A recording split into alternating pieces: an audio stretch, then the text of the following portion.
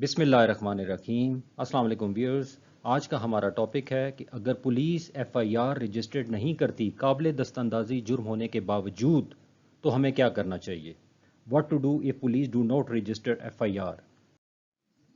اگر کوئی کوگنیزبل یعنی قابل دستاندازی جرم کمٹ ہوتا ہے اور اس جرم کی بابت متعلقہ پولیس اسٹیشن میں اطلاع دی جاتی ہے مگر پولیس بدنیتی کی وجہ سے یا یہ شو کرنے کے لیے کہ ہمارے پولیس اسٹیشن کی حدود میں جرم کی کمی ہے ایف آئی آر رجسٹر نہیں کرتی، تو ہمارے پاس کیا لیگل فارم ہوں گے کہ ہم ایف آئی آر رجسٹر کروا سکیں؟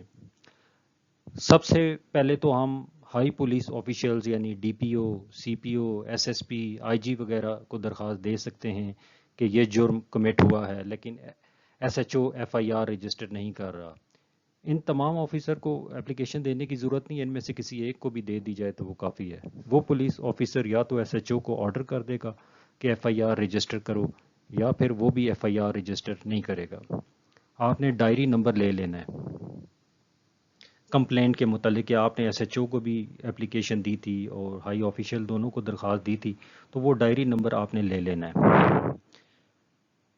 پھر آپ نے جسٹس آف پیس یعنی سیشن جج کو 22A/22B کی پٹیشن فائل کرنی ہے۔ ہائی کورٹ نے یہ اختیار سیشن جج کو دیا ہوا ہے۔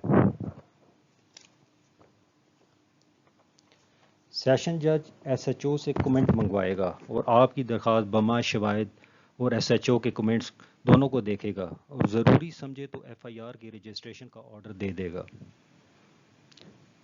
اگر ایس ایچ او پھر بھی ایف آئی آر رجسٹر نہیں کرتا تو اسی کورٹ میں آپ کمپلائنس پٹیشن، اسی سیشن جج کی یعنی کہ عدالت میں آپ کمپلائنس پٹیشن یعنی توہین عدالت فائل کریں گے۔ اگر اس تمام کارروائی کے باوجود ایف آئی آر رجسٹر نہیں ہوتی تو پھر آپ نے ہائی کورٹ میں ریٹ پٹیشن فائل کرنی ہے، اور ہائی کورٹ اگر قابل دستاندازی جرم کمٹ ہوا ہو تو ایف آئی آر رجسٹر کرنے کا آرڈر دے دے گا ایس ایچ او کو۔ اس کے علاوہ ہمارے پاس ایک اور فارم ہے کہ ہم عدالت میں سیکشن 200 سی آر پی سی ضابطۂ فوجداری کا سیکشن 200 کے تحت استغاثہ بھی فائل کر سکتے ہیں، جس میں کمپلیننٹ کی سرسری شہادت کے بعد ملزمان کو سمن کیا جائے گا۔ یہ استغاثہ کیس کہلاتا ہے، چالان کیس نہیں ہوتا۔ چالان کیس وہ ہوتا ہے جس میں پولیس جو ہے وہ ایف آئی آر رجسٹر کرتی ہے اور انویسٹیگیشن کرتی ہے۔ یہ چالان کیس نہیں ہوگا، یہ استغاثہ کیس ہوگا۔ آج کی ویڈیو میں ہم نے یہ سیکھا کہ قابل دستاندازی جرم ہونے کے باوجود اگر police F I R registered نہیں کرتی تو ہمارے پاس کیا لیگل فارم ہوں گے ایف آئی آر رجسٹر کروانے کے لیے۔